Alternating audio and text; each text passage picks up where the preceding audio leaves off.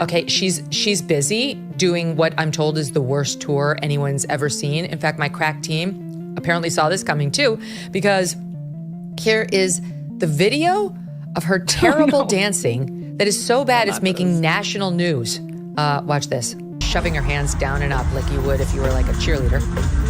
Now she's doing some sort of robot thing like your 5-year-old does. Oh my gosh. Okay, how far will we go to troll the absurdity? That's the question. And the answer is very, very, very far. Oh my God. And then what? She just got picked up the way your two parents will pick you up when they're holding your hands and they're swinging you. And then she ends with a crotch shot. Okay, we got the picture. Yeah, I don't know what the baseline was because I don't know what the regular Katy Perry concert dance is, but same. I'm not paying for that.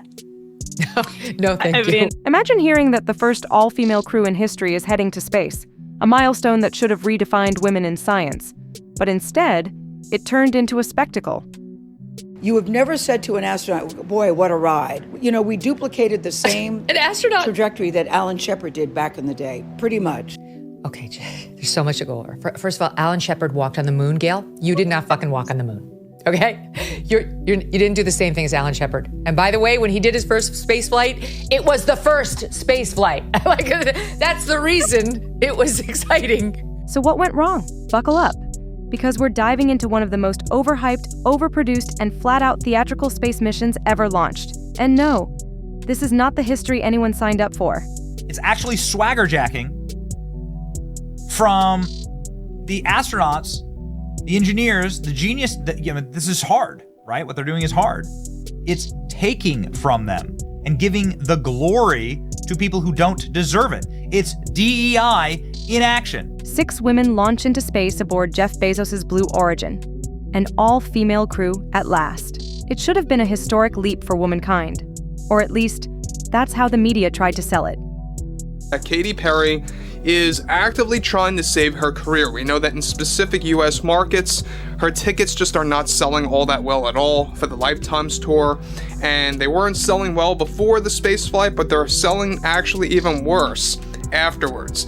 So this mission was hyped as a groundbreaking moment. But here's the catch. The whole thing lasted just 11 minutes. Only 4 of those in zero gravity. That's less time than a single episode of your favorite show. So the reaction? Yeah. It wasn't exactly the standing ovation they were banking on. Well, this voyage lasted 11 minutes. I know some people are gonna disagree with me here, but 11 minutes really isn't that long, and you really can't accomplish that much in 11 minutes. Now, the media didn't frame this as, hey, look at these women taking a quick joyride to space. Oh no, they pushed it as a major feminist milestone. Like this 11-minute flight was going to inspire an entire generation of young girls to literally shoot for the stars. The narrative? This was supposed to be a defining moment, proof that women could be astronauts too. The point here is that calling this a crew or implying that this is some revolutionary, big glass ceiling breaking win for women is basically complete bullshit. Spoiler alert. This was not the sisterhood of space exploration we were promised.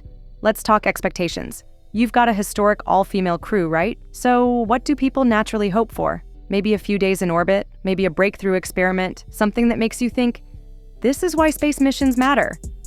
Instead, we got 11 minutes of glorified space tourism, and that was it. Has shot a bunch of women tourists who are totally unqualified to be astronauts in a remotely controlled spaceship for 10 minutes into orbit. How insufferable? All the feminists aboard? How much do we not want this rocket to return to Earth? So yeah, naturally the internet wasn't exactly thrilled.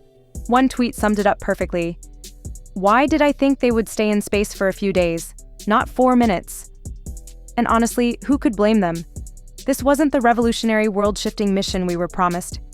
It felt more like a luxury weekend getaway for the ultra-wealthy, and then, of course, enter Katy Perry. Because if anyone was going to turn space into something fun and empowering, it had to be the pop star best known for fireworks, glitter, and candy-themed bras. Right? The fact that she keeps comparing herself to astronauts that go way up into space and stay there for months upon months in the ISS, stuff like that, is ludicrous.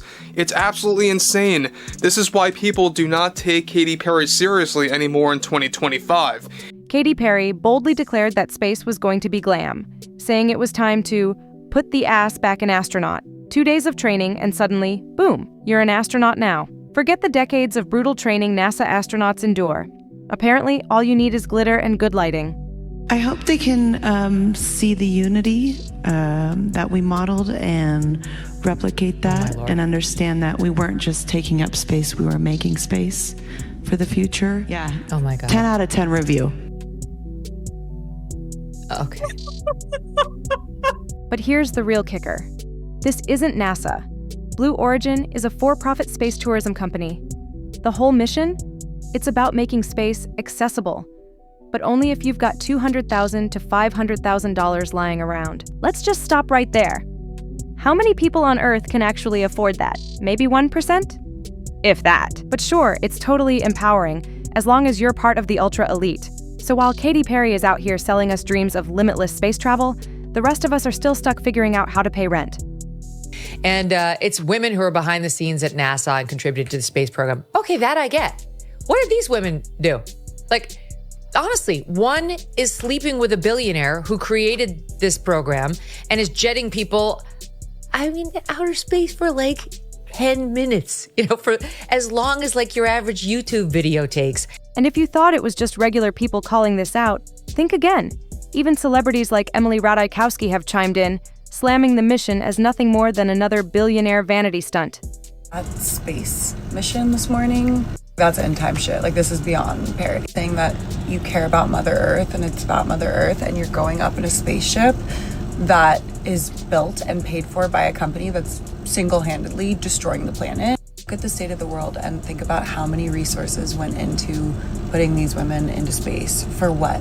For what was the marketing there? And then to try to make it like, I'm disgusted, literally, I'm disgusted. She called out the absurdity. Billionaires playing astronaut while the planet is literally falling apart. And let's not forget Wendy's.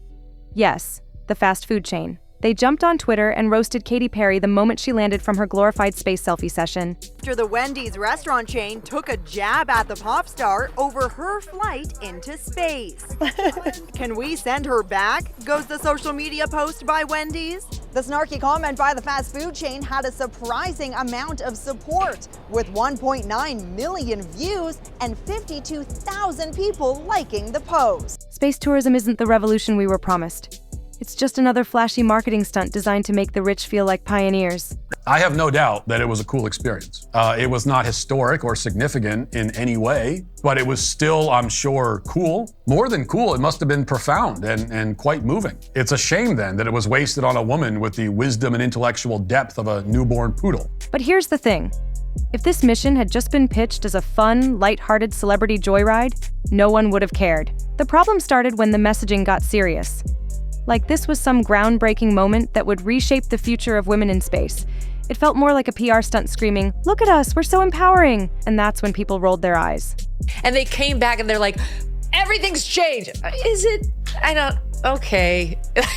They had nothing to do with any of the engineering. They're just looking for famous faces who could draw attention to Jeff Bezos' weird little rocket. So why did this whole thing fall flat? Let's be real. If they had just marketed it as a flashy space adventure for the rich and famous, people might have laughed, shrugged, and moved on. It could have been a fun, forgettable curiosity. But once they wrapped it in a shiny feminist bow, expectations changed. Suddenly, people were looking for meaning, for substance behind the spectacle. And this mission? It just didn't deliver that. Yes, it may go down as a moment in history, but not the moment we were promised. Maybe this flight should have just been called what it was: luxury space tourism for the ultra elite, not some grand inspiration for young girls to chase the stars. So what's the real takeaway here? Was the backlash deserved, or did people just go too hard on an overhyped publicity stunt?